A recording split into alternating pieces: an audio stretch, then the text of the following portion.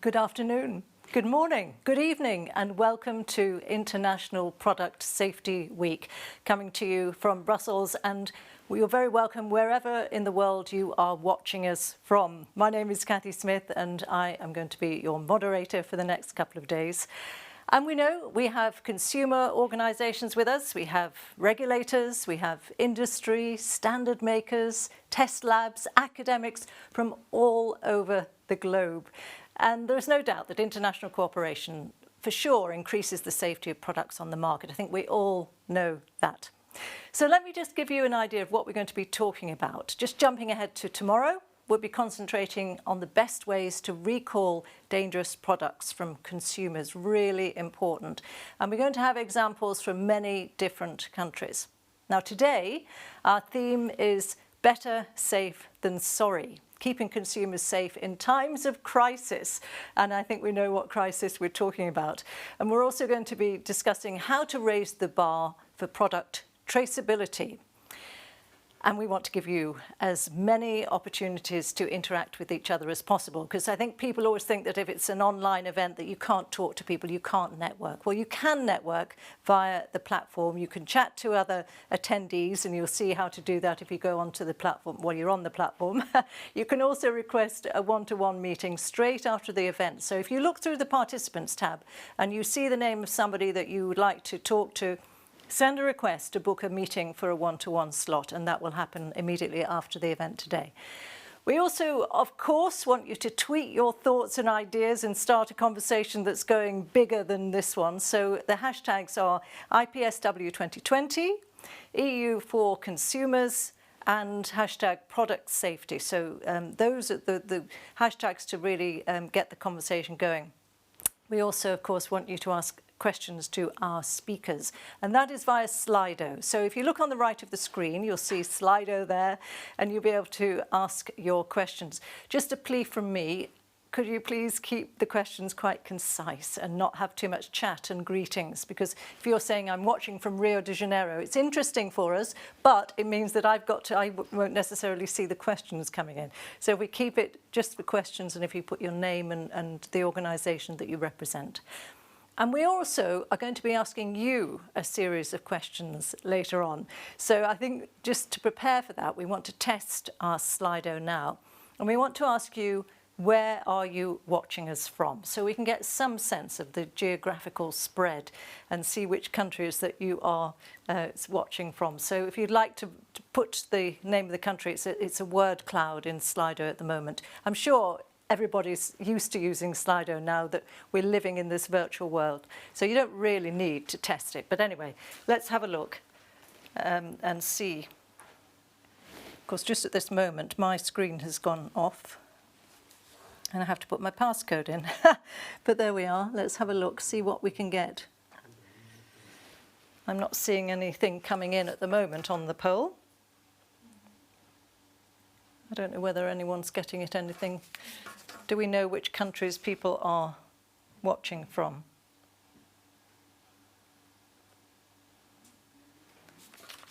Well, I'm not seeing, I don't know whether you're seeing it on your screen yet, the Slido, but I don't think that one perhaps. Anyway, it will work later on, I promise you. So we'll get to that in a moment. But we do know, and we'll be able to see where you are watching us from. So we'll find out a little bit later.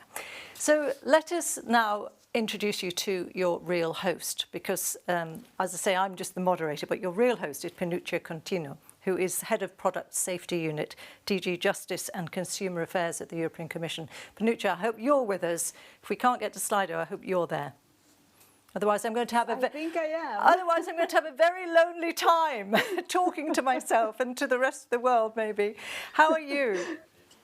Very well, and really, really, from my side too, warm welcome to all our friends, colleagues, experts and professionals in the field of product safety connecting here today to us in Brussels for the 8th edition of this International Product Safety Week.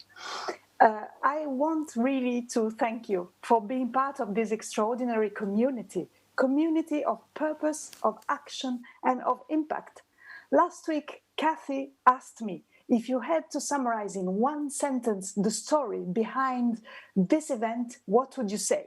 And I would say I'm so proud and honored to welcome heroes that every day work, fight, and do their best to save lives, because each of us every day is doing their best to make sure that our consumers are not harmed or hurt by dangerous products.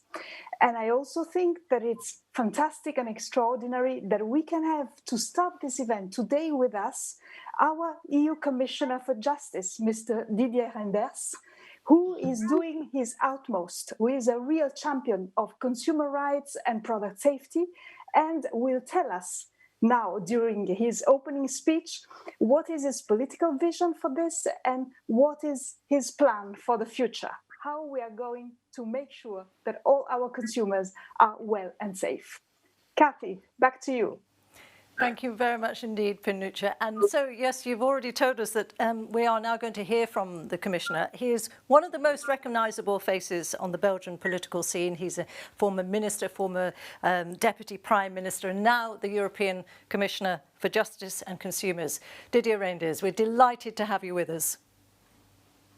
Thank you very much, and thank you for such an opportunity, of course, to start the process today. Before that you will start with Slido, maybe to know better who is present during this meeting. But thanks for joining us for the International Product Safety Week 2020. For nearly 2 decades, the General Product Safety Directive has protected consumers from unsafe products in the European Union. Our EU-wide alert system for dangerous products has been in place for 16 years. Every single product sold to consumers in the European Union must be safe. A product needs to be safe no matter where in the world it is produced, no matter whether it is purchased in a traditional shop or online, or whether it is connected or features artificial intelligence. And it needs to be safe for everyone, especially for the most vulnerable. I probably don't need to convince you, but the European Union has a serious commitment to product safety. So it gives me great pleasure to open this global event for the first time in my capacity as European Commissioner in charge of consumer policy after some different kind of charges at the national level. As professionals working in product safety, I'm sure you have faced many crises in your time, but I think we can all concur that this year has been special. Because what is so different about this year is how unpredictable it has been. No one could have foreseen the millions of face masks that had to be tested, or the 6 different brands of hand sanitizer found to be non-compliant with EU chemical regulations and labeling rules in the past few months. The fair-ground game, Whack-A-Mole, is an accurate description of how we have had to work to protect consumers over the past few months. As one problem is solved, another rears up, and a great speed, as consumer habits have rapidly changed. I strongly welcome the commitment to address these global consumer trends, most recently by the United Nations Conference Trade and Development at their recent conference on competition and consumer protection. The first panel today on product safety in the time of a crisis is a perfect way to carry this work forward and kick off the international dialogue this week. Our own Director for Consumers, Niels Berends, will be participating in this panel. While it is uncertain which habits will stick beyond the pandemic, whether consumers will continue to spend as much on household goods or permanently switch to less expensive products, we know some things for sure. Online shopping is here to stay. The digital era is here upon us. One of our main priorities, therefore, is to ensure that consumers are as safe online as they are offline. Lawmakers cannot do this alone, of course. Businesses, online marketplaces, and consumers themselves can play a role here. The European Commission's voluntary product safety pledge is one example of how online sellers can show their commitment to the safety of consumers. And I'm very pleased to have welcomed Bol.com and EMAC to the fold this morning. Ensuring consumer policy is fit for the digital age is one of the key priorities of the European Commission's new consumer agenda that will be adopted this week. It is one of 5 key consumer priorities of the Commission, all of which are important both in the light of the pandemic but also for the longer term. They are consumer empowerment in the green and digital transition, ensuring the enforcement of EU consumer law, addressing consumer vulnerabilities, and, of course, international cooperation. This new agenda is our blueprint for the future of consumer policy in the European Union, including product safety. And here it is crucial that all legislation meets the needs of today. After 20 years, it is time we reviewed the General Product Safety Directive. It should cover new risks brought about by new technologies and online selling. And when purchases from sellers outside the EU increase from 17% to 27% in a 5 year period, we have to act. So we want to strengthen the enforcement powers of the EU's member states in checking dangerous products arriving from outside the European Union. Lastly, and in a market of over 450 million people, it is crucial that all products can be effectively traced and recalled if they are found to be dangerous to consumers. But the new consumer agenda goes beyond the digital impact on product safety too. I had the opportunity to address the International Consumer Product Health and Safety Organization Symposium at the end of last month, thanks to those who joined us. The message I wanted to get across is that consumers today not only expect safety from a product, but sustainability too. So we have to figure out how to achieve both. Here, manufacturers have a big role to play. I know they sometimes argue that some components should not be repressible for safety reasons, but I encourage all to think of ways to make a product both safe and sustainable by design, to think of ways to easily replace parts of the product that may need to be later changed. Consumers should also have an effective right to repair. I know the question on everybody's minds is how to guarantee that a repaired product continues to meet our product safety standards. This is a question we are currently considering ourselves. Sustainability should never come at the cost of safety. When it comes to product safety, it is also clear that some groups of society need more attention than others. Children are one of these groups. Last year, 32% of all products notified as dangerous in the SafetyGate RAPEX system in 2019 concerned toys and childcare articles. Childcare articles, purse chairs, carry cots, baby carriers, etc., are covered by the General Product Safety Directive. We plan to update the safety requirements for standards on children's products, for even more safety of children and easier compliance with the General Product Safety Directive for businesses. On a lighter note, protecting the safety of children and other vulnerable groups will also feature in the 2021 edition of the EU Product Safety Award. Events such as our annual EU Product Safety Award, for which the Remy Car Baby Alerts rightly won the gold prize last year, are important moments in our calendar because they encourage the sharing of best practices. That is exactly why the International Product Safety Week is so useful, because here we can learn from one another. Consumers deserve to be protected everywhere in the world. This year, we have the pleasure to co-hosting a workshop with UNCTAD. It will be open to regulators from all over the world to discuss product safety essentials with countries in the earlier stages of developing product safety frameworks.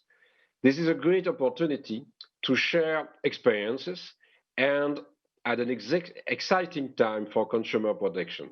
I want to thank you all again for being here online today and during this 8th edition of International Product Safety Week. I understand that we are expecting more than 500 participants from around 70 different countries this week. We will verify that in a short moment of time with Katie with a Slido. But despite the logistical restriction we are all facing today, it's very important to have such a success with so many participants. I want to thank the organizers for ensuring the events run smoothly over the next couple of days. And I wish you a fruitful week. I'm sure that it will be very important to exchange about the best practices, to exchange about the way to continue to protect the safety of the products for the consumers. And you know that during the COVID-19 crisis, it was more and more important to take care of the safety of the products. I've said that about the masks, but it will be maybe the same about the test and later maybe about the vaccine. So it's very important to take care of the safety of the products during the epidemic, during the pandemic, but also it will be very important to continue to do that, of course, on a permanent basis. I know that we will have more and more shop online, and it's a pleasure to see that there are more and more platforms able to take part in our fight for a better, safe world for the consumers. And of course, we will think in the near future about some mandatory regulation to be sure that we will have a level playing field with all the platforms on board. But thanks again for your participation from all over the world to this week. And I hope that we'll have very good exchange in a very large group, but also in B2B, because it's very important to have also some direct contact with other participants. Thanks again. Commissioner, thank you very much indeed, and very clear that consumers deserve to be protected wherever they live, and consumers want safety and sustainability. Some very strong messages coming out. So we have got the results of the Slido. And Panuccia, are you still with us? I mean, I'm sort of talking into the ether thing here, hoping that Panuccia might be there. But anyway, we've got people. I'm sure I saw Rio de Janeiro coming up before. We've got Peru, we've got the US, we've got Tokyo, we've got Mexico. We've got lots of European countries, Malaysia, I said that, Prague, Singapore. So we really have got an amazing spread of people all around the globe, which is fantastic. And that's what it's all about. This is an international event. Impressive, hey, Panuccia? Totally. I have the latest figure. 501 registered participants from 73 countries. We have more than 220 regulators from all over the world and 130 representatives of business. So I think, Mr. Commissioner, we can be happy. No, thanks and congratulations for such a real success. It will be fine to see what kind of exchange is possible to organize between those different participants. It's one more than I have said with 500, but it's fine. It may be myself. Huh? I think it's you, Commissioner.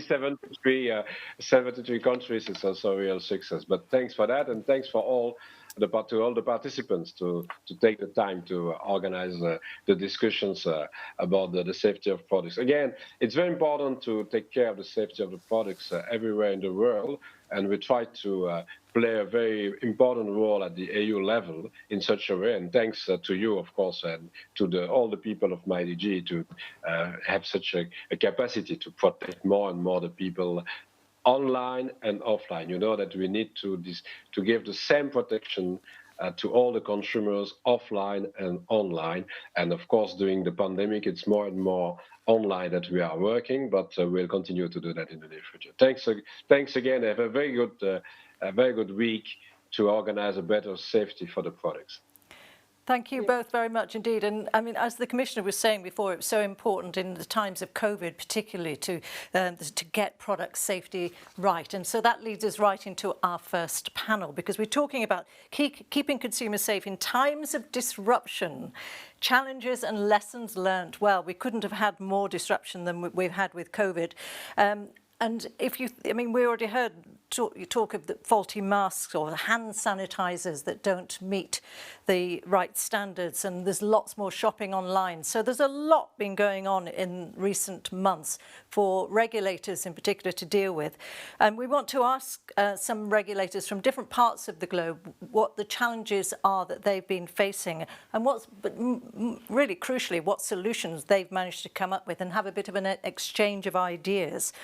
So let me introduce our panellists to you. We have Niels Berndt, who is Director for Consumers at DG Justice and Consumers at the European Commission, I hope. We have Tezi Mabuza, who is the Deputy Commissioner for the National Consumer Commission in South Africa. Welcome to you.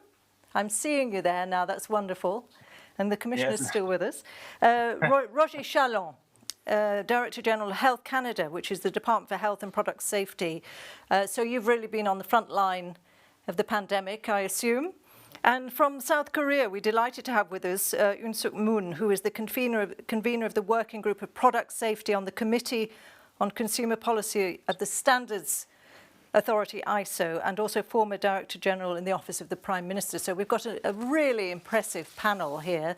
Are you staying with us, Commissioner? Because we'd be delighted if you did. It's up to you. Just to remind everybody watching. Well, I'm still there, Katie, but just to say that it will be a pleasure to see that you start the first panel. I will leave the meeting, but again, thanks a lot for such an organization, and thanks to all the participants, certainly in the first panel and later in the others, because like you said, we have a good expertise now with the pandemic and with the COVID-19 about the necessity to do more and more about the safety of the products, but I'm sure that we are on a good track. So thanks again. Thanks. And well, thank see you maybe. Great. Well, thank you for next time for the next week again. Yes, Bye-bye. absolutely. Thank you. Just to remind everybody watching that you can send your questions in via Slido, and we've just got to hope that it works, but I'm sure it will, because I can see some questions already coming in. And I can see some comments, you see. Now, we try to keep the comments down because we want the questions. We're going to hear from each of our panellists now to get some sense of what their experience has been during the COVID crisis. And we'd start with Niels Berndt from the European Commission. So, Niels, tell us a little bit more how challenging it has been in terms of product safety in the EU. Sure, with pleasure. Thanks a lot, Katie. Good afternoon, everybody. Welcome to the panel. I'm very excited to exchange indeed with you how, from a regulatory point of view, we have tried to manage this corona crisis, which of course, first and foremost, has been a health crisis, and the health colleagues have been in the driving seat. But at the same time, it evolved over the health challenge into a massive challenge for economy, for society, and obviously also for consumer policy and consumer protection. Here in the European Union, we have taken very strong measures together with member states and international partners. And perhaps as input, Katie, I would like to talk you through 4 areas which are particularly important from the European Commission perspective. First, questions concerning the regulatory framework. Second, questions concerning how to coordinate enforcement within the European Union. Third, then how to fight the increasing rogue trading and scam activities that we are seeing in particular online, and fourth, questions regarding the information sharing. By the way, as I don't have access to my normal computer, perhaps somebody could put up the slides that we prepared. If that doesn't work, it doesn't matter. So first, regarding the regulatory framework, there are one of the most immediate consequences of the pandemic, of course, was, as you started discussing, that there was a massive need for protective material and hand sanitizers. What we did in this context, and that's, let's say, I would say much stronger than in the past, we reached out directly to industry players in order to make sure that people in the union have access to safe supplies. But at the same time, there was the question what kind of standards those products will have to comply with. And that was, of course, let's say you have certain traditional products which were covered, but also new products which so far had not been used before. And therefore, we from the Commission, we reached out to our standardization partners, the European Committee for Standardization, STAN, and the European Committee for Electrotechnical Standardization, SEN-ELEC, in collaboration with all their members. And we agreed to immediately make available European standards covering common filtering masks, medical gloves, and protected clothing. They were available for free download from the websites of SEN national members. This action helped the union and EU and non-EU companies willing to manufacture these items to swiftly start production and place products on the union market more easily while ensuring a high degree of safety of these products.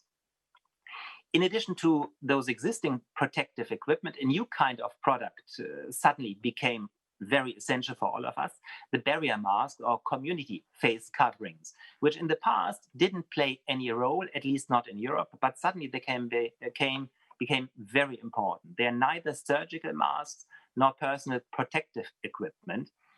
And a workshop was organized in June with all competent Commission services to clarify first the differences between masks classified as personal protective equipment, medical masks, and then these new barrier masks, which are not falling under any sectoral legislation. So it was important already to realize that in response to the pandemic, new products had to be pushed to the market where the available rules were not fully appropriate. We therefore urgently requested again our standardization partner to develop guidance and safety benchmarks for authorities to examine such barrier masks. That guide was published then in June, providing minimum requirements for the design, production, and performance assessment of those community face coverings intended for consumers. Again, it was made available for free, downloadable from the SEN and SEN-ELEC website, and also from the website of SEN national members. As next step, the Commission expressed its full support to further work towards the development of a SEN technical specification on these masks. So now SEN is working on this technical specification that will help to bring even more clarity for national authorities, but also, of course, manufacturers and users when it comes to those barrier masks. It should be available in the first semester of 2021. That brings me to the second issue I wanted to address, namely the importance of coordinated enforcement activities. Clearly, the need for having access to those protective products was very similar in most of our EU member states. The provision of products often came from let's say, sources covering different parts of the union market, and therefore the need to act as soon as any concerns came up clearly pointed to the fact that we need to reach beyond the borders that we have in the European Union. With this perspective, we launched common efforts in the Union to improve the coordinated enforcement. We launched what we call a coordinated activity on the safety of products, CASP, we call it. This specific coordinated action is CASP Corona. And its main purpose is the coordinated testing and communication activities on the safety of COVID-19 related products. So again, the protective masks, the hand sanitizers, and protective gloves. The activity also allows authorities to assess together specific risks in the category of products that has become part of our lives. This project was launched in summer, and we have 33 market surveillance authorities from 23 countries that participate in this coordinated testing activity. We are currently in the phase of laboratory selection procedure that will shortly be followed by the coordinated sampling and then the testing activities. First results of the tests expected mid-end of January next year. Again, a very, let's say, encouraging level of participation of our member states. So the willingness and the readiness to work together is strong. We are also trying to accelerate as fast as we can. Of course, in this context of health and safety, the faster the better, but much faster than this was not possible. That brings me to a third item with which we have been fighting in the Union strongly, but which for sure also other regulators around the globe face.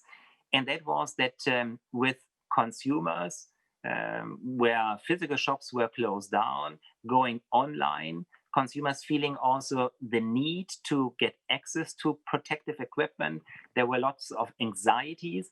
And because of the anxieties, the potential for some rogue traders to abuse those anxieties and push products, push services to the consumers that did not do the proper job. To fight this, the Commission reached out to major online platforms to which the Commissioner already referred: Allegro, Amazon, AliExpress, Bing, Cdiscount, eBay, Facebook, Google, Rakuten, Wish, and Yahoo, and alerted them on the most common consumer scams linked to the corona crisis that we saw. So concerning face masks, gloves, sanitizers, miracle food supplements, just to give a few examples. What was very encouraging is, although we didn't have a clear legal basis for obliging the platforms to cooperate with us in this specific context, there was a very strong, quick, and positive reaction from the online platforms to these alerts. And this kind of cooperation with the platforms resulted in quite impressive measures to proactively take down misleading ads and miracle products with unsupported health claims. To give you just a few examples, platforms strengthened automated and human monitoring of content and checks on price increases and promotions. Some of them have banned sales or advertising of unsafe products linked to the pandemic. Specific communication channels have been put in place by some to facilitate an increased cooperation with national consumer authorities. And information has been exchanged on the measures to address and prevent misleading practices and consumer scams. The Commission also updated the information to consumers on our own Europa public website. It advises them to beware of online scams and gives advice for consumers in Europe, notably to help them resolve complaints via an online dispute resolution platform and national European consumer centers. That brings me to my fourth issue I wanted to briefly raise this afternoon, and that is the importance of the information exchange and a rapid alert system.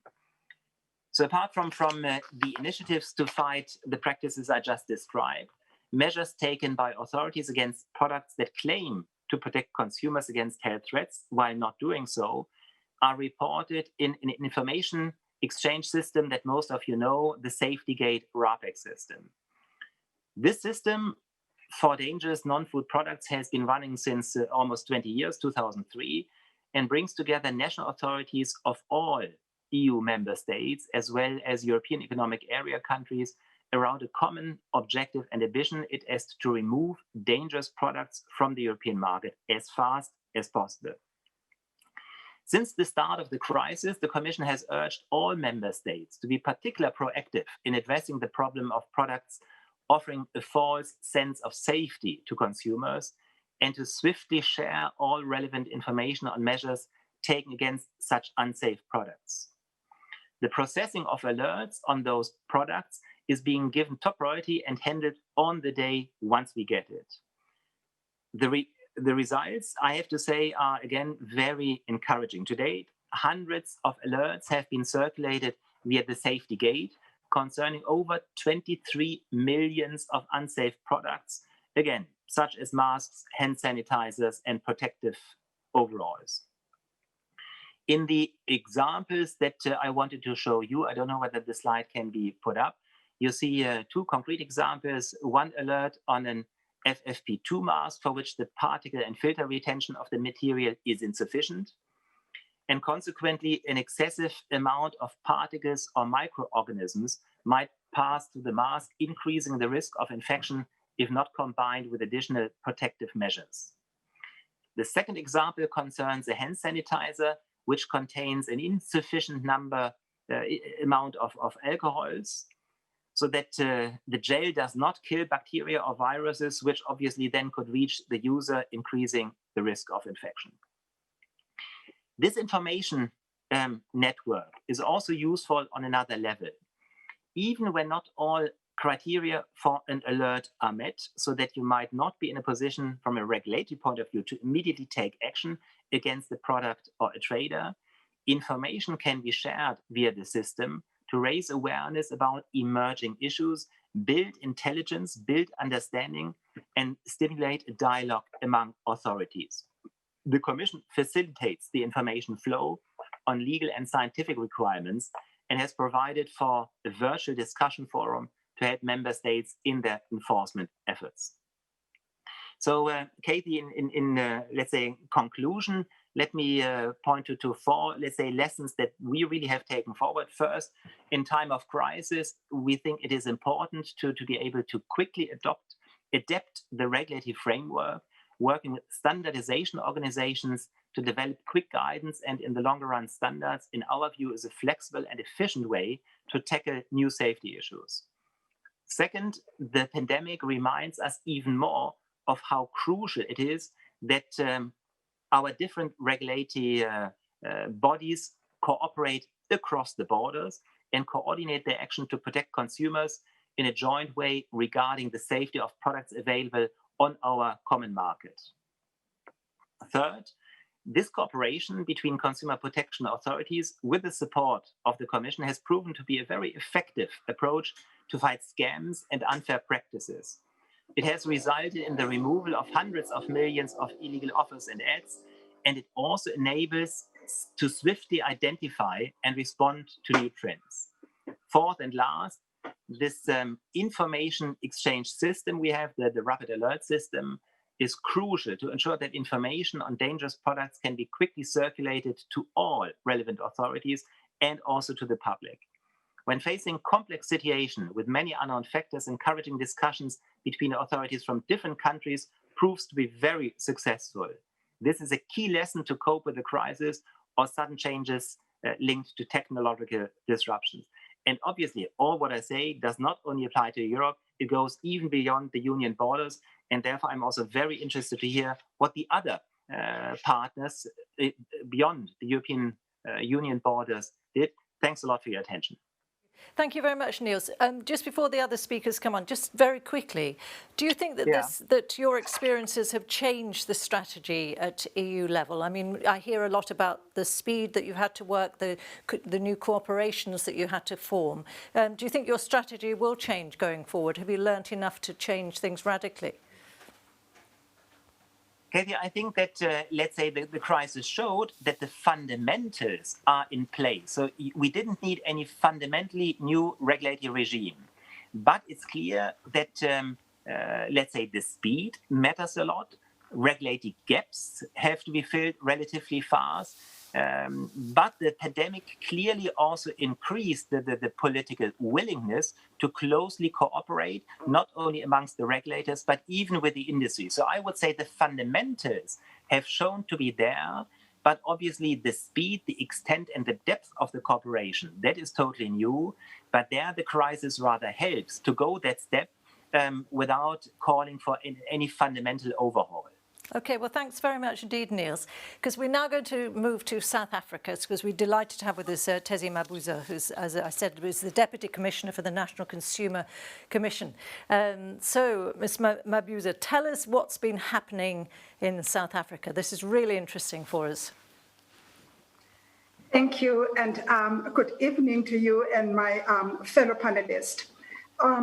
In South Africa, we started by, as we had the state of emergency or the state of disaster. And coming with that, we had a number of other regulations that had to be there to ensure that we protect consumers. As my previous, as Niels has said, that what the reaction in the market is that when consumers started panic buying, what we saw is the abrupt increase in prices, especially of vulnerable goods.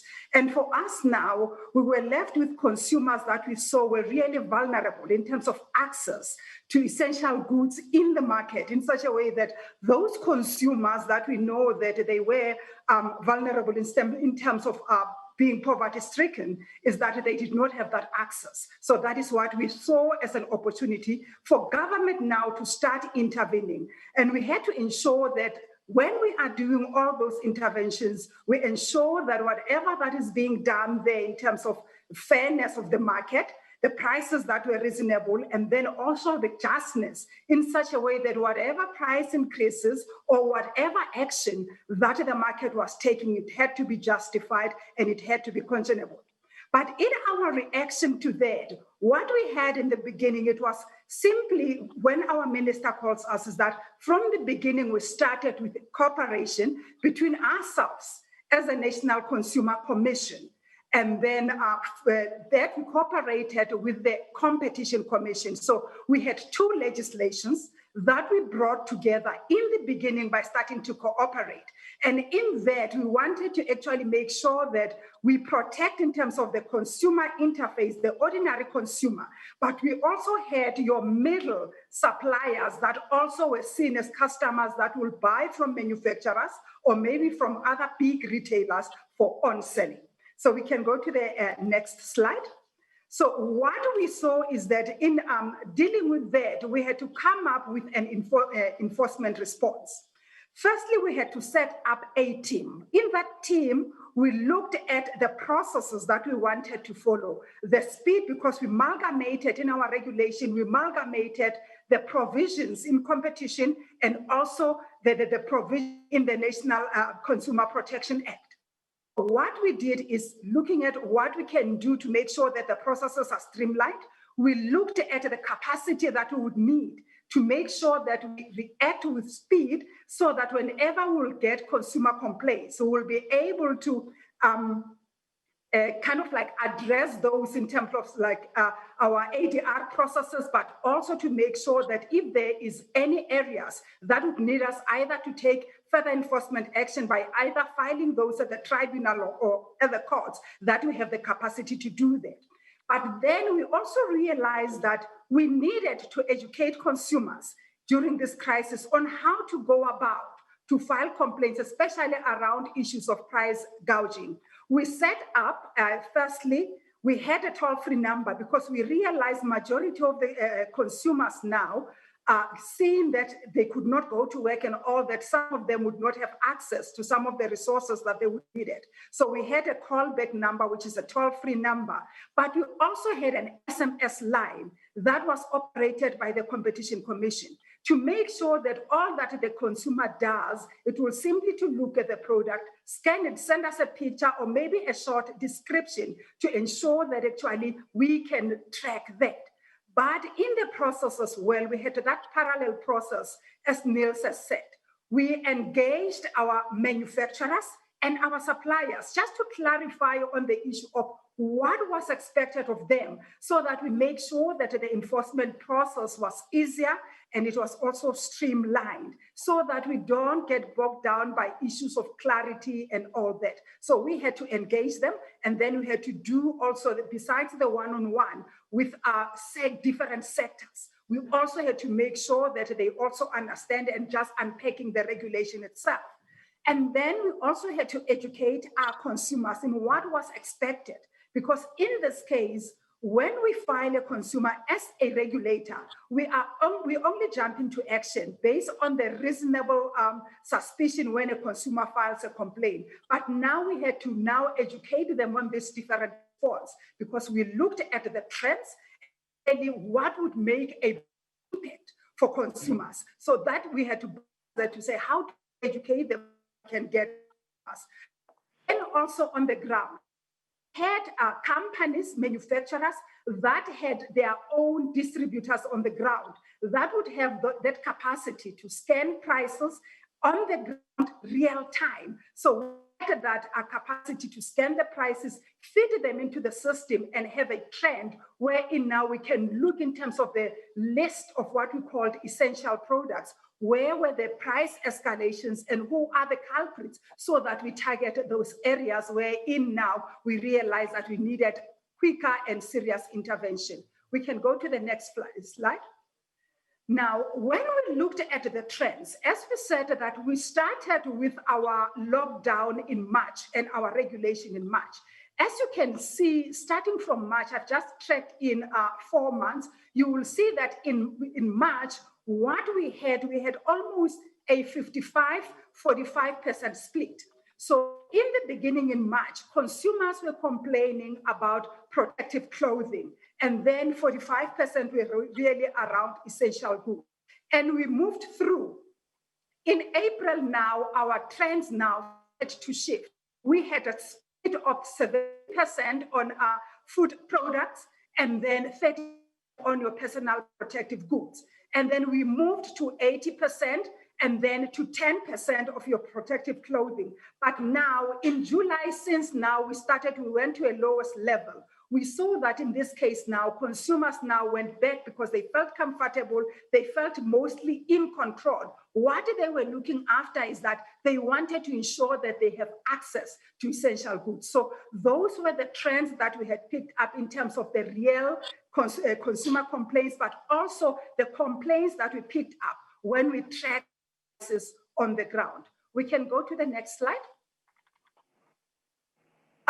While we were looking at the prices, is that as a regulator, we realized that now, even with the prices, even with the food commodities, we still had to make sure that our mandate is fully looked after, because the regulation that we used before looked strictly at price gouging. But we realized that now, with the issue of the came now substandard goods and also goods with false.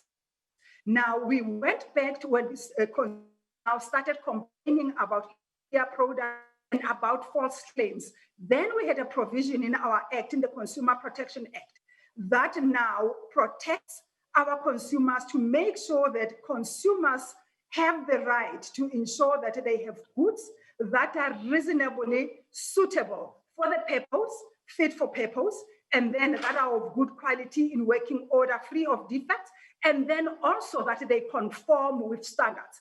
In this case, we would have both your compulsory specifications. This actually happened for your surface sanitizers, wherein we had compulsory specifications. But we did not have compulsory specifications, particularly sanitizers. And in this area, we had to now rely on conformity standards. So we had our South African Bureau of Standards coming on board when consumers or suppliers now had made false claims, or maybe wherein we lacked our compulsory specifications. They came on board to test those products in relation to those claims. When a supplier will say that it is 70% alcohol, then we will test that. So our act as well provides that when there is either products in the market or willingly, suppliers now will say to us that, hey, in terms of our product checking, in terms of our standards, something went wrong. So the act calls for the supplier to activate us wherein they feel that something went wrong in the value chain. And then we'll guide them in terms of our safety recall guideline, and then they will send the notification form. Together with them, we'll set up a standard on how to go about to actually now do the so that those offending products are being recalled. But also in this instance during COVID, as we were dealing around issues of your standards that are not conforming or false claims, wherein we realize that now it was a false claim, we will force that supplier to recall that product.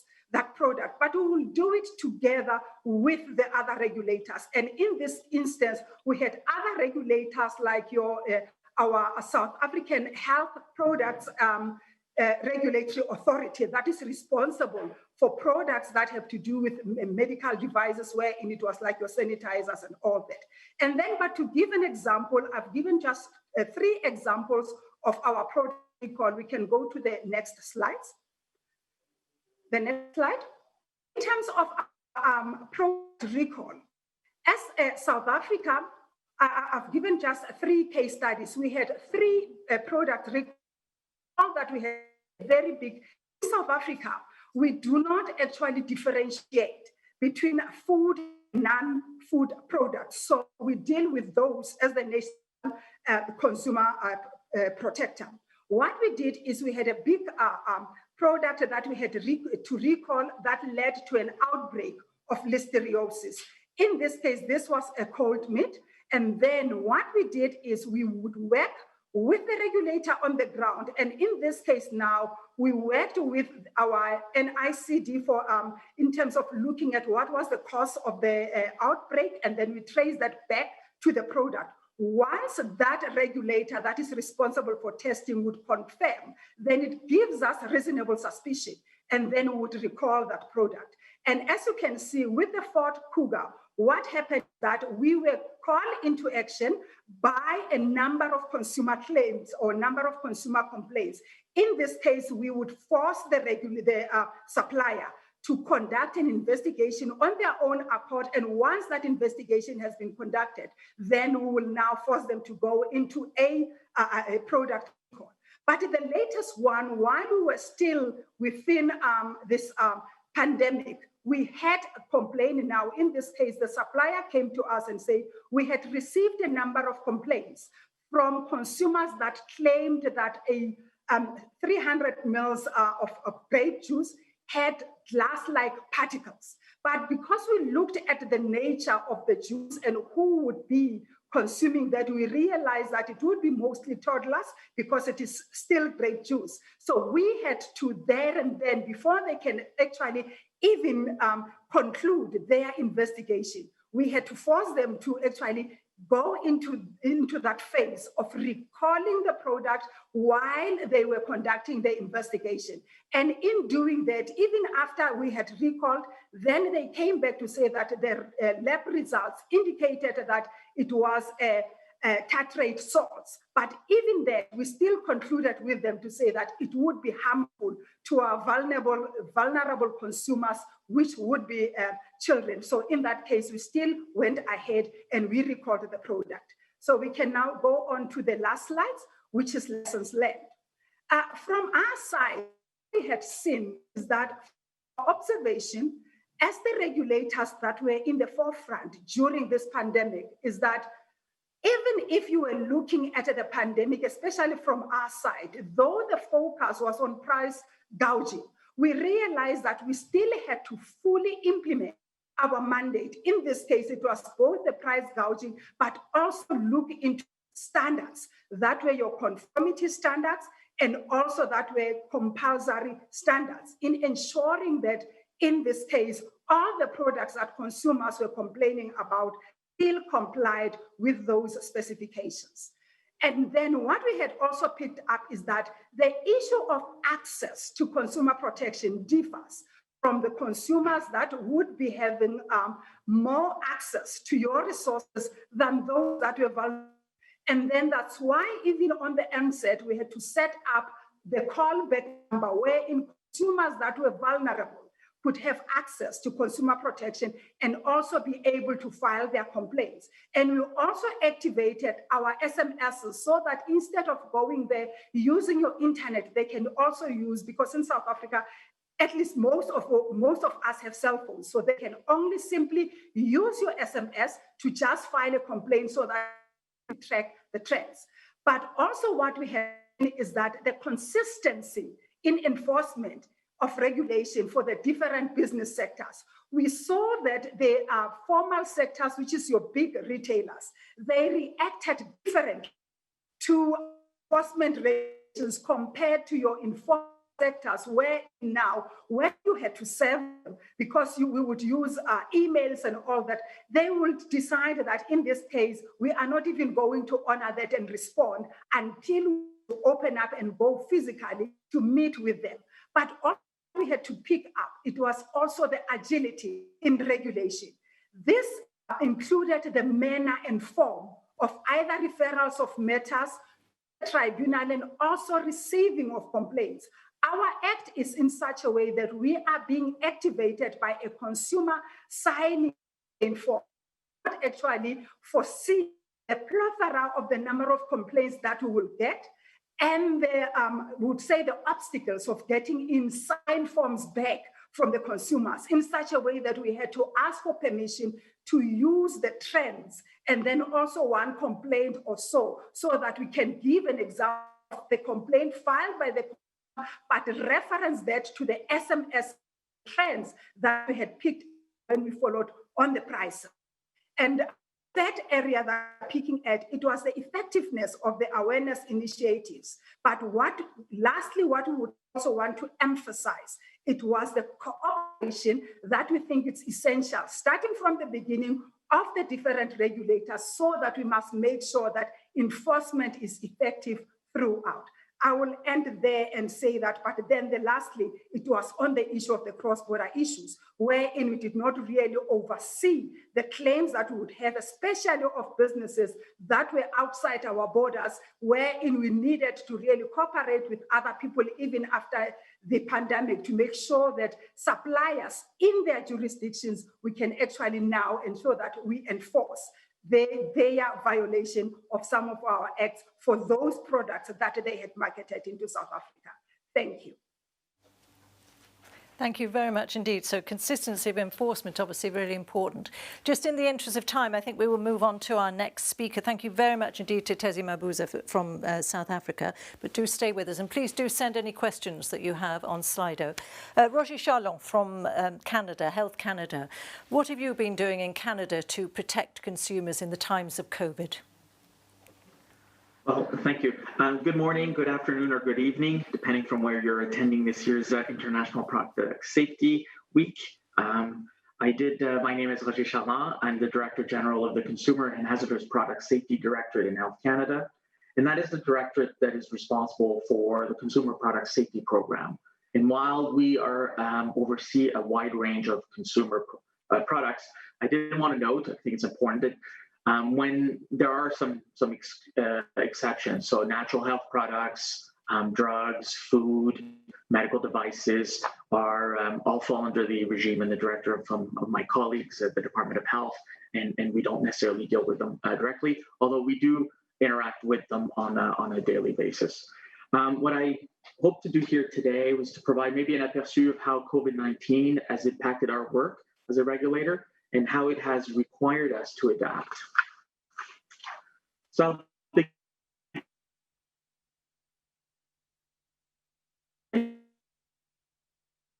with what we saw in products. These are regulated by Health Canada under various regimes, whether it's the Canada Consumer Product Safety Act or the Food and Drugs Act. But they were clearly in demand, and we saw the spike very early on. Data gathered by provincial poison centers across Canada also suggested that exposures to hand sanitizers, disinfectants, bleaches, chlorine or chloramine gas have increased in 2020 when we compare them to the data that we have for 2019. And given our existing collaborations with these provincial poison centers, we were made aware of the increase in reporting early on, and we're able to work collaboratively to respond quickly with messaging to Canadians. With respect to incidents related to consumer products and cosmetic more general, we saw a slight decrease from March to June in the overall level of incidents that were reported to us. And I think this drop was consistent with the closure and lockdown of businesses or the quarantine and self-isolation of individuals. in the early days. Since August, we have seen the level of incidents reported to us going back to the levels we would normally be getting. And while we have not fully looked into the reason why this trend, it does align with some of the easing of the public health measures that were eased in Canada in order to enable some businesses to reopen progressively. And at the same time, all of this was going on. The COVID-19 affected the way we as a regulator did our work. Our focus continued on consumer product safety, and we continued to carry out our mandate to protect the health and safety of Canadians. But how we had to go about doing that significantly changed. First, our day-to-day on-site work was stopped. And so like a lot of us in the early stages, we went from working at the office to everyone working remotely as of mid-March. And that impacted the way we went about doing things. And while the transition was smooth, it did require us to adjust a number of our processes and activities. So for example, the focus of our compliance activities moved from going on site to brick and mortar stores, and which were pretty much closed at the time. And we had to move towards targeting online platforms as some of that work could be done remotely. Further, because our laboratory were temporarily shut down, our ability to conduct testing and compliance verification was limited. We maintained essential capacity in order to be able to react, but for all intended purposes, we were operating at less than full capacity. And so we required regulated parties to provide third-party test reports to us as a way of verifying compliance during this period. And over the summer months, particularly in the later part of the summer, we saw an easing of the public health measures.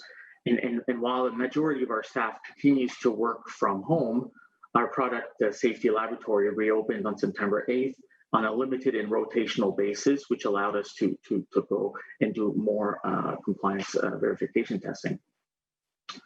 I should note that throughout this period, we maintained our ability to carry out the incident follow-ups and facilitate recalls when they were occurring. So I think that was good news, and I think it showed our ability to adapt. But in addition to changing how we did our work, COVID also required us to adapt the work we did in order to ensure that we could continue to protect Canadians in the new and evolving environment. And in that, we may be focused in three particular areas where we had a direct impact on our work.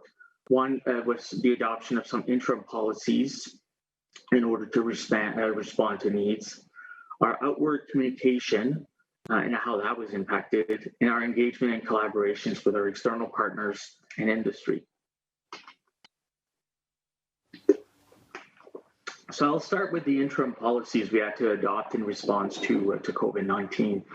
As I mentioned at the beginning of the pandemic, we observed a surge in the demand of all types of cleaning products. In an effort to ensure Canadians would have access to cleaning products needed to help fight COVID-19, we worked with industry representatives in the early days on an interim policy that would facilitate access to cleaning products while keeping in mind the protection of the health and safety of Canadians. Our objective was to ensure that we had an effective way of addressing product shortage and potential product shortage, given the need for these products. Under this interim policy, which we refer to as the interim policy for household cleaning products and soaps and body soaps, we sought to facilitate access cleaning products where the label may only be in one official languages. In Canada, labels have to be in both French and English, and in order to facilitate that access, we allowed the labels that came in only in one language. We also enable or facilitated access to products where the label may be somewhat different from what we would normally require in Canada. However, what we did make sure is that the high-risk non-compliances, so for example, in cases where child-resistant containers were required or leaking products, that in those instances, that would continue to remain unacceptable even under the interim policy. So high-risk compliance, we made sure that we continue to address those. We also made it a requirement for importers that were seeking to rely on the interim policy to inform us of their intent to bring in products in Canada under this interim policy, and for them to provide sellers with a means to inform consumers at the point of sale of a way of obtaining bilingual label text and safety information pertaining to the products. And we felt that was important, again, in order to ensure that information was available in both languages. Another area where we provided some flexibility pertained to the obligations for regulated parties to report incidents regarding their products. In Canada, under the Canada Consumer Product Safety Act, regulated parties must file mandatory incident reports with us within specified timelines. And owing to the public health measures that were adopted, and in recognition of the impact of COVID-19 on businesses, we were asked to provide some flexibility with respect to the timelines for submitting these mandatory reports. Industry still felt the importance and still wanted to provide the reports.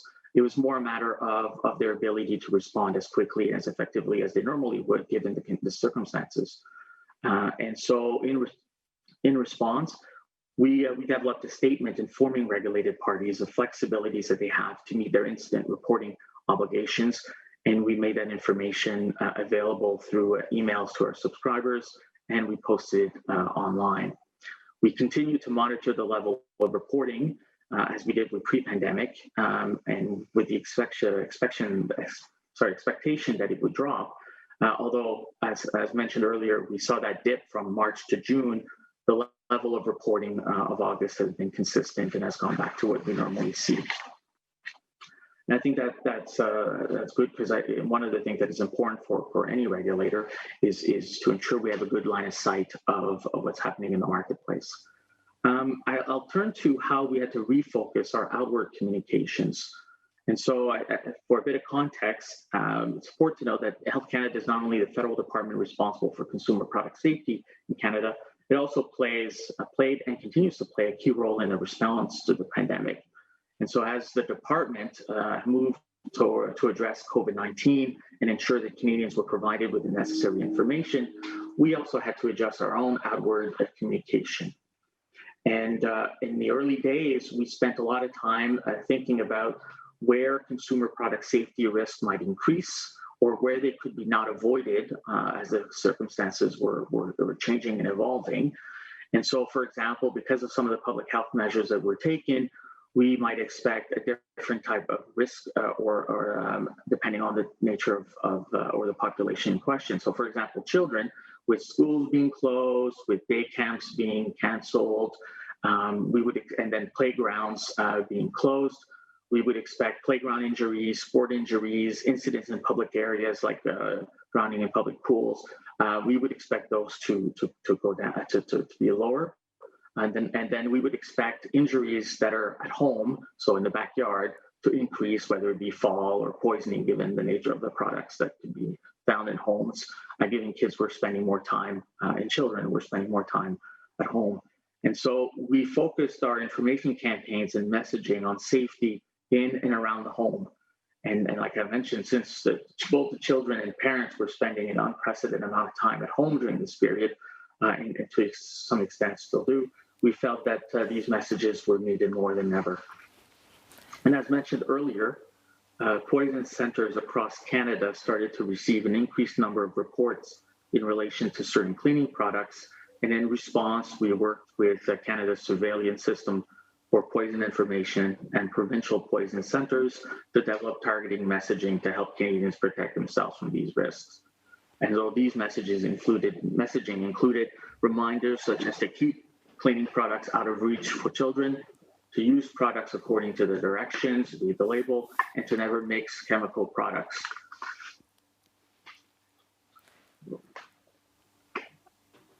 I think in the interest of time, Roger, we need to perhaps draw a conclusion if we could. Sure. I will just say, okay, then I would maybe point to some of the observations we've had so far. I think the pandemic changed the way we operated, but we were able to adapt, and we continue to adapt. So I think the first observation would be the need to be flexible and the need for the regulator to be able to adjust, not only in terms of how you maintain your communications with the public or how you process INIS reports and conduct risk assessments, but also in terms of how you reach out to consumers and build partnerships and how you work in the remote scenarios. Our compliance and activities were able to transition into adapt. We shifted from consumer products being sold in stores to online and doing more off-site inspections, and that required a bit of adjustments, which I think we'll still have to think through. And we'll continue to look for innovative ways to adapt so that we can continue our compliance and enforcement, because it's important to maintain and deliver our mandate of protecting Canadians. And I think the last observation I will say is that COVID-19 is and will be a factor that we'll need to deal with and consider in our decision-making process for time to come. And as we adopt to this new normal, we need to find ways to ensure that we can continue to take action on dangerous consumer products and cosmetics, following up on incident reports and other information brought to our attention, but be mindful on the impact this is having not only on us, the regulator, but on Canadians at large, on, I would say, probably everybody around this call and our industry as well. So I'll stop here, and I will thank you for the opportunities to speak to our experiences. Thank you very much indeed, Roger. Just very quickly, I mean, do you think that any legislation will change as a result of your experiences? Very interesting, you know, things like the flexibility on labelling and things like that. But do you think there'll be some long-term legislative changes that are needed? I think right now, it's a very good question. I think right now I would say that from our perspective, our legislation is very flexible and has found to be quite able to adapt to the situation. We have a general prohibition that puts the onus on industry to ensure consumer products are safe and that they don't sell any consumer product that poses a danger to health and safety. So we can rely on that to engage industry to ensure a safe marketplace. But time will tell. I think there's still some time in front of us in having to deal with COVID-19. And I think when this is behind us, I think we'll need to pause and reflect and see if there's anything we can improve. In my experience, we can always better legislation. We can always have more effective regulation. And so I'm sure that we'll have some lessons learned, but we're still a bit in the middle of it. But so far, our legislation has been quite flexible. Okay, well, thank you very much indeed, Roger. So let's move now to South Korea, and delighted to have with us Eun Suk Moon, who is from the Consumer Policy of the Committee on Consumer Policy of the Standards Authority, ISO. Hello to you, and really interested to hear your experiences because in COVID, I mean, you've handled as a country COVID very well, we understand. How about in terms of product safety? Okay, hello, good morning, and also good afternoon and good night. This is a very late night in Korea, so I don't know, my voice is conditioned, so I'll do my best. My name is Eun Suk Moon. I'm representing Korea Agency of Technology and Standards, KATS, we call CATS. So CATS is the government body in charge of product safety policies, and also as a national standard body, it represents all ministries in the standardization field. I'd like to introduce how the Korean government, especially the CATS, deals with the product safety issues during the COVID-19 crisis. Next slide, please.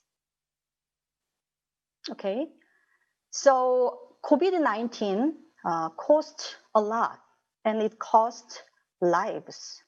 And unfortunately, nothing guarantees that the crisis will end and never come back unless we completely change our way of life.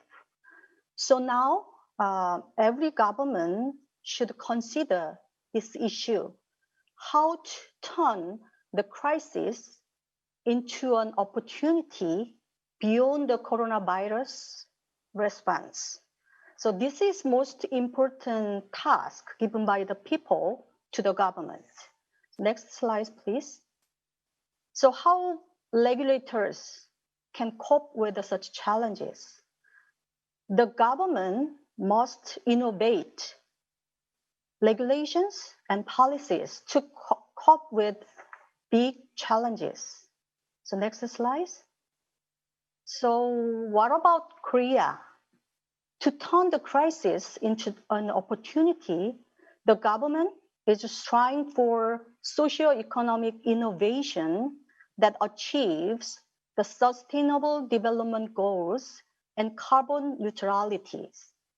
Innovation should not be emerging dangers, and innovation benefits should be shared without any exclusion.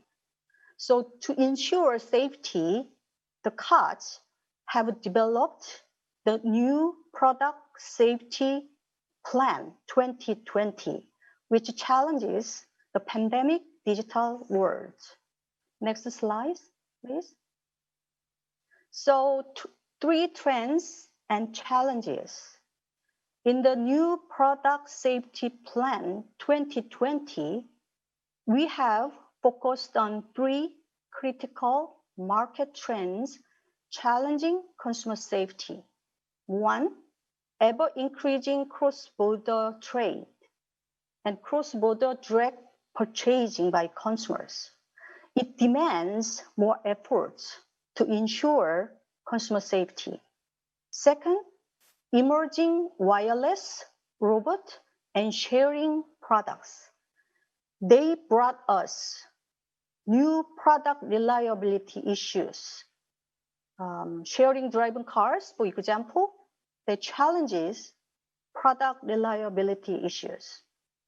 And third, ICT convergence products and services. This calls for a new and innovative approaches. Next slide. So what to do?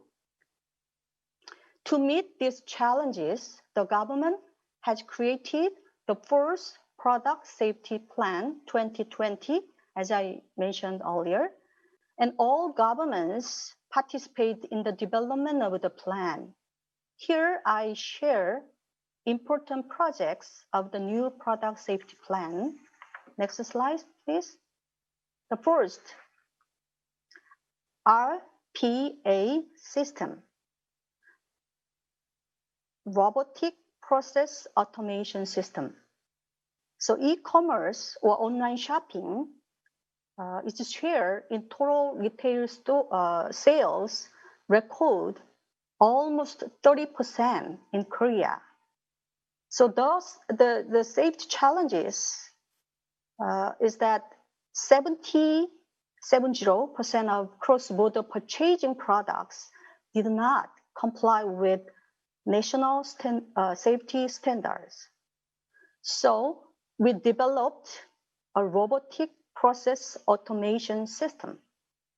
The system used databases and the computer vision application to detect defects.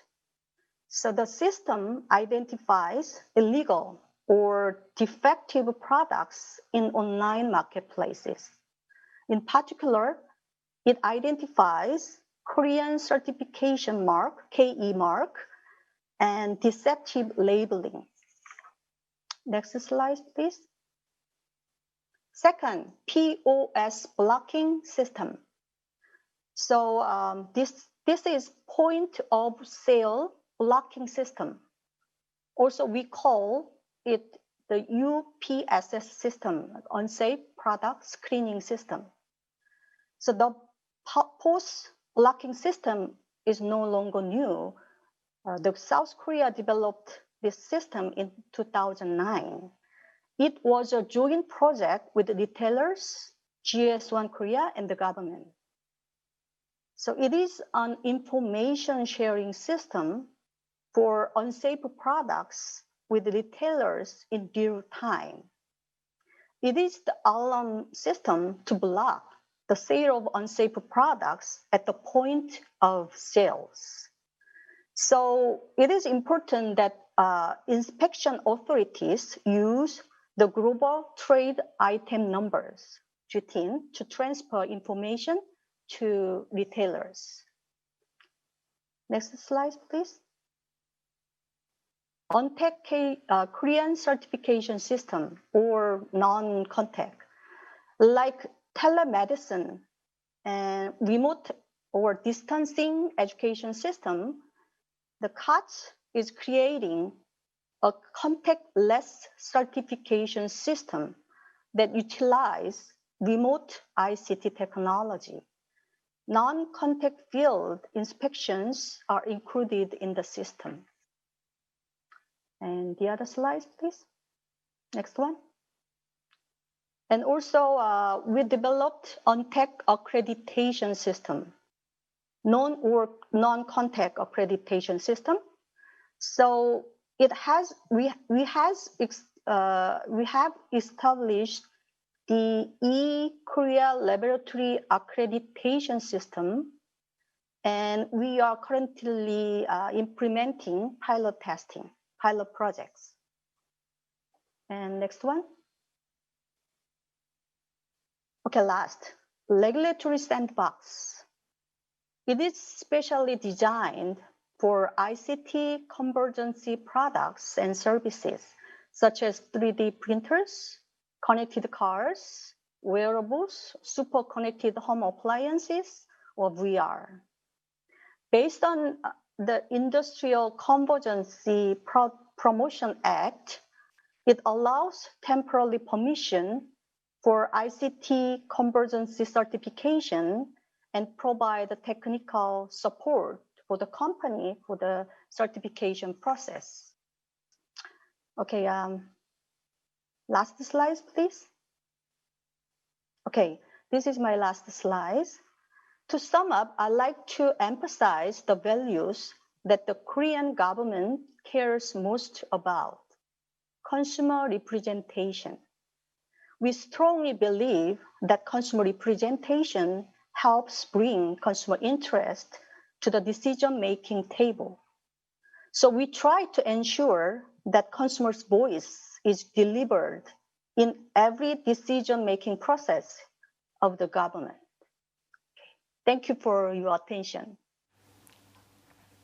Thank you very much indeed. And that's such an interesting point that I would like to bring up in a moment. But maybe I could just ask you, first of all, Yoon Suk, in terms of general crisis communication, did you learn lessons, sort of how to reach out to the consumers that you're talking about that need to be involved in the decision making? Okay. You know, we all know that risk communication or the crisis communication is so important to achieve the effectively crisis management. So I think consumer confidence in the government is the most important factors for effective risk communications. Of course, consumer confidence is not created immediately or in a short period of time.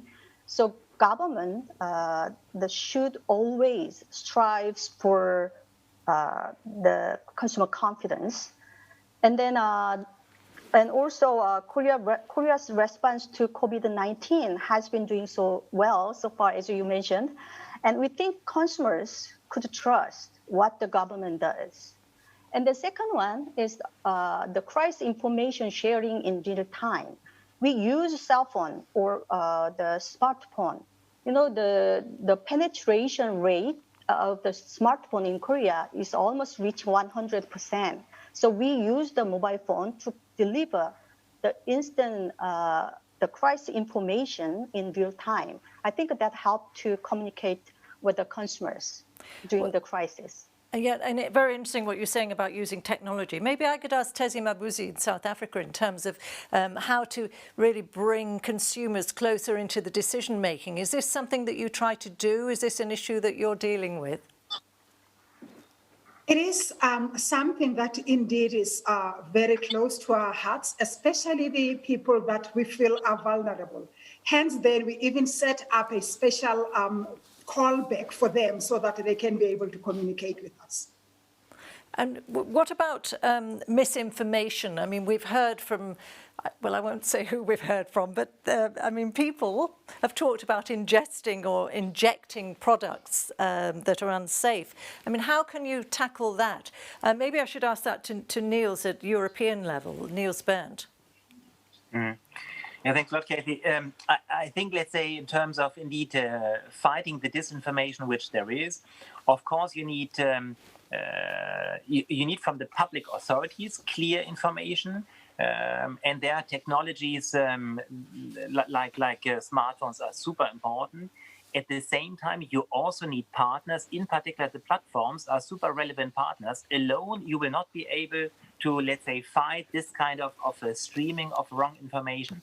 So I think this kind of double package of let's say, targeted, adapted communication from the public authorities on one side, but then also work together with platforms and, of course, consumer organizations, even doctors' associations that have the competence and the credibility for the consumers is very important. That's what we try here in Europe. Can I maybe ask Roger in Canada? I mean, obviously, what we've seen in the crisis are companies that don't normally make masks or gel or these sort of things going into areas that they're not that familiar with. So does that mean that you've had to sort of forge new relationships or give guidance along the way? I mean, have you is this something you've had to deal with? So we personally did not have to, because as I mentioned earlier, when it came to hand sanitizer, disinfectant, and some of the medical devices were all under the responsibility of colleagues at the department. I know that they have, and there was a lot of work done on that front, but I couldn't speak to it personally. It doesn't fall under the directorate. It's another part of the department. Well, I just want to ask you all a very quick question before we go to a Slido poll, and then I'll ask Panuccia to sum up. But if there was sort of one really big learning or something that surprised you, or just your biggest takeaway from working during this time of crisis, what would it be? I mean, you know, what do we need to change? Just if you just have one final thought, maybe in 30 seconds each, because time is not on our side as always. But just, you know, something that has really struck you as being so important to get right during these times of crisis. Maybe, I don't know whether, Niels, you've got a thought on that? Sorry, I'm... No, that's fine. Throwing you in. The 2 points, first is clearly the communication, because you need the discipline and the cooperation from the individuals. And of course, depending on your regulatory scheme, for example, data protection, use of mobile phones, etc., is critical. And the stronger the rules, the less you can, let's say, rely on it. But right communication to get the buy-in of the consumers is critical. And on the second point, I would say from a regulatory point of view, the regulatory gaps we are defining the products in a very, let's say, targeted way. But sometimes you realize that developments are faster than your regulatory schemes, and then you need flexibility to adapt fast. Yeah, and that flexibility was very interesting. What we heard from Canada. So let me ask one of the other speakers. What about Yoon Suk Moon from South Korea? Mm-hmm. The first one, as I mentioned, the risk communication also, and then also we need to provide directly from the government about the crisis information. That's the first thing that we have to do. And then second, it's so important work with all stakeholders, including industries and the public medical institutions.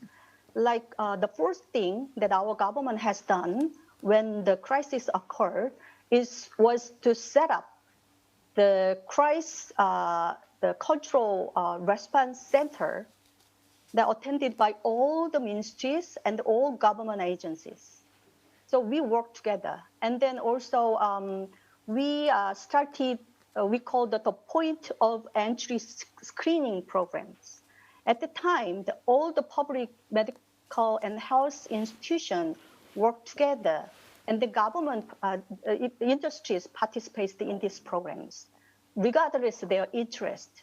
So it's so important that we value the working together and cooperating together to face this crisis. Yeah, absolutely, that communication and cooperation. Roger Charlon in Canada. I won't repeat. I agree with everything that's been said. I may just add adapt and balancing. I think it's very important that we maintain our mandate and we continue to do what we need to do to protect, in this instance, in our instance, Canadians from the dangers that could be posed by consumer products. At the same time, the COVID-19 has fundamentally impacted society writ large. It affected Canadians on how they go about doing their day, how they consume, what they consume. It affected businesses on how they operate and what they do. And so it's adapting in terms of how we as a regulator maintain and do our mandate, keeping in mind the profound impact that COVID-19 has had on society writ large and what that means. Yeah. Okay, well, thank you very much indeed. And Tezi Mabuza in South Africa. Yes, for us in South Africa, the take home really was cooperation. But what we had picked up is that as the regulators that are on the ground during your pandemic, is that the buck should stop with you, because consumers have the tendency of really filing a complaint with you, even if it's not relevant. So what is mostly important for you is to be able to be there for them and direct the consumer to the relevant platform. Cooperation in this instance was key. Thank you. Thank you very much, Nidwin. Thank all four of you. Let me just, I want to ask a question on Slido to everybody watching. And the question is, in the light of the discussions today, what is the word that resonates most with your experience in handling the COVID-19 crisis? Is the one word that sort of defines what's so important about the way that you've had to handle the crisis? Again, it's a word cloud, so it could be anything. I mean, it could be some of the words that we've already heard, you know, partnerships or technology. I shouldn't be putting words into your mouth, but these are the words that we've heard from our speakers, and flexibility and innovation, all these sort of things. What's the most important thing you think? And maybe, Panucha, if you would like to join us, if you would have some thoughts on that too, if you're there. Because we have to wait a little bit to get into this. I have to put in, to be able to see the result, I have to put in a word, I think. So I'm putting my own word in. Yeah, and I'm seeing it. It's so interesting because I also made a sort of word cloud for the conclusion. So for the wrap up, I'll tell you how many coincide with mine. Well, start to tell us a little bit, and people will still put their own in. So absolutely, but I don't want to influence too much. So I just tried, when listening to all of our fantastic speakers, to see what were the common challenges and I would say the thrust of the solutions. And I could find similar points in all that you said, in spite of the fact that, of course, there were similar experiences in the 4 continents that you represent, but there were also different experiences. So the challenges I put down were regulatory gaps, stronger enforcement needed, challenges posed by online purchases, the need to invent new ways of working on a daily basis and working together, the appearance of new products and services with, of course, the risks that this can bring for the consumers, the importance of recalls, so the need to develop new guidelines, new formats for recalls. Also, the importance to educate consumers, to raise their awareness, and manage communication in time of crisis, which is not necessarily something we were used to do it on a daily basis continuously. And what I heard from your examples and interventions was that the solutions all needed a lot of determination, a lot of hard work from everybody involved, much cooperation inside the institutions, agencies, regulatory agencies, but also among different ministries, with different types of actors, with businesses, consumer organizations, and with other jurisdictions, and in different ways. So the diversity of cooperation and the very high need for cooperation clearly was emerging from all that you said. This also required a lot of creativity.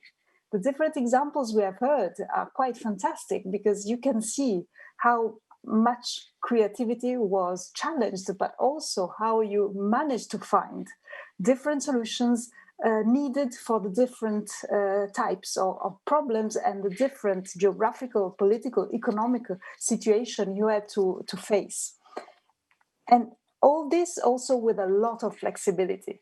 We have all seen, as you were indicating, we had to change the way we work, how we work, even now, today. Even this is the 8th International Product Safety Week. For the first time, we're meeting online from all over the world. So this is quite new, definitely for us.